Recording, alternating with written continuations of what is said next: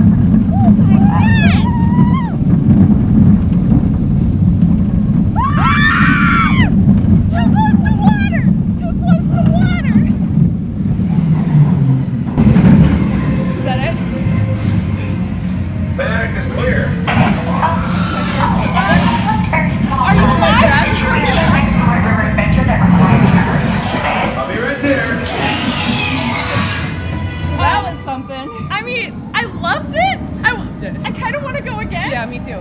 I need a minute to touch the ground, and then I'm ready to go. I don't think it was too scary. And it was very smooth. My head just feels in the sky, detached from my body.